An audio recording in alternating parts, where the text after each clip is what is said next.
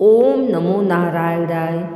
हे पुण्यात्माओं, आज हम उस पावन माघ मास की ऐसी दिव्य कथा सुनने जा रहे हैं जिसे सुनने मात्र से जन्म जन्मांतर के पाप नष्ट हो जाते हैं। और जो व्यक्ति श्रद्धा से इसका श्रवण करता है उस पर भगवान विष्णु की विशेष कृपा बरसती है।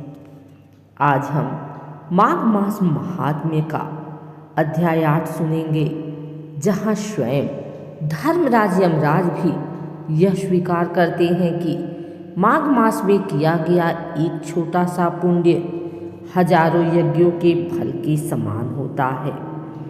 भाइयों और बहनों, अगर आपके जीवन में धन की कमी है, नौकरी या कार्य में बाधा है, परिवार में अशांति है या भाग्य साथ नहीं दे रहा, तो यह अध्याय 8 आपके लिए जीवन बदलने वाला सिद्ध हो सकता है।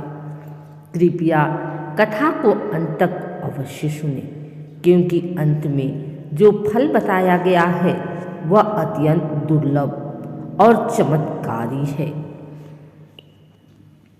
तो आइए मन को शांत, श्रद्धा और विश्वास के साथ माघ मास महात्म्य अध्याय 8 की इस अत्यंत पुण्यदायक कथा को श्रवण करें। जय श्री हरि, जय माघ मास। यमदूत कहने लगा कि तुमने बड़ी सुंदर वार्ता पूछी है। यद्यपि मैं पराधीन हूँ, फिर भी तुम्हारे स्नेहवश अपनी बुद्धि के अनुसार बतलाता हूँ। जो प्राणी काया, वाचा और मनसा से कभी दूसरों को दुख नहीं देते, वे यमलोक में नहीं जाते। हिंसा करने वाले वेद, यज्ञ, तप और दान से भी उत्तम गति को नहीं पाते। अहिंसा सबसे बड़ा धर्म, तप और दान ऋषियों ने बताया है। जो मनुष्य जल या पृथ्वी पर रहने वाले जीवों को अपने भोजन के लिए मारते हैं, वे कालसूत्र नामक नरक में पड़ते हैं और वहाँ पर अपना मांस खाते हैं और रक्त पीप पान करते हैं तथा पीप की कीच में उनको कीड़े काटते हैं। हिंसक, जन्मांध, काने, कुबड़े, लूले, लंगड़े, दरिद्र और अंगहीन होते हैं। इस कारण इस लोक तथा परलोक में सुख की इच्छा करने वाले को काया, वाचा तथा मन में दूसरों का द्रोह नहीं करना चाहिए। जो हिंसा नहीं करते उनको किसी प्रकार का भय नहीं होता। जिस तरह सीधी और टेढ़ी दोनों प्रकार की बहने वाली नदियाँ समुद्र में मिल जाती हैं, वैसे ही सब धर्म अहिंसा में प्रवेश कर जाते हैं। ब्रह्मचारी, गृहस्थ, वानप्रस्थी तथा यति सभी अपने अपने धर्म का पालन करने और जितेंद्रिय रहने से ब्रह्मलोक को प्राप्त करते हैं। जो जलाशय आदि बनाते हैं और सदैव पांचों यज्ञ करते हैं, वे यमपुरी में नहीं जाते। जो इंद्रियों के वशीभूत नहीं हैं, वेदवादी और नित्य ही अग्नि अर्थात हवन आदि का पूजन करते हैं, वे स्वर्ग को जाते हैं। युद्ध भूमि में जो शूरवीर मर जाते हैं, वे सूर्यलोक को प्राप्त होते हैं।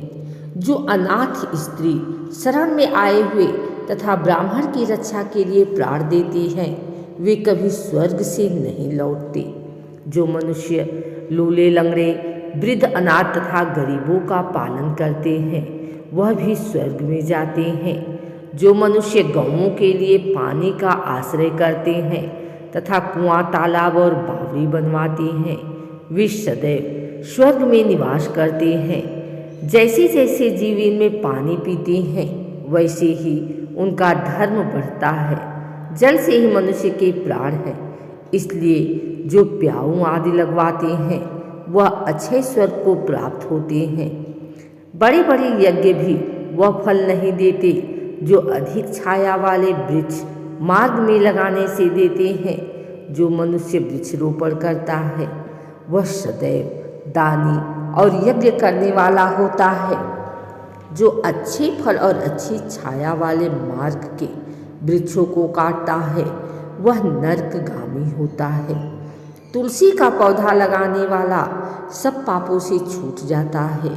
जिस घर में तुलसी वन है वह घर तीर्थ के समान है और उस घर में कभी यमदूत नहीं जाते।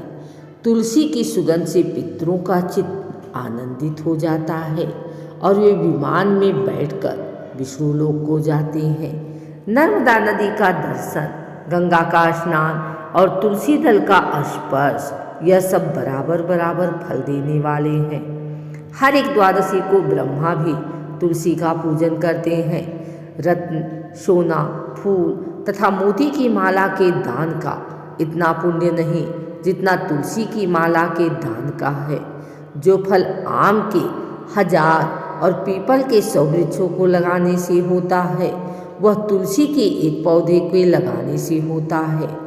पुष्कर आदि तीर्थ, गंगा आदि नदी, वासुदेव आदि देवता सभी तुलसी में वास करते हैं। जो एक बार, 2 या 3 बार रीवा नदी से उत्पन्न शिव मूर्ति की पूजा करता है अथवा स्फटिक रत्न के पत्थर से आप निकले हुए तीर्थ में, पर्वत या वन में रखी हुई शिव की मूर्ति की पूजा करता है और सदैव ओम नमः शिवाय मंत्र का जाप करता है, यमलोक की कथा भी नहीं सुनता, प्रसंग, शत्रुता, अभिमान से शिव पूजा के समान पापों को नष्ट करने वाला तथा कीर्ति देने वाला 3 लोक में और कोई काम नहीं है।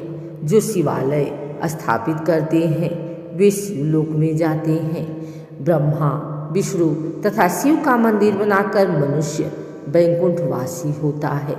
जो भगवान की पूजा के लिए फूलों का बाग लगाते हैं वे धन्य हैं। जो माता पिता, देवता और अतिथियों का सदैव पूजन करते हैं वे ब्रह्मलोक को प्राप्त होते हैं।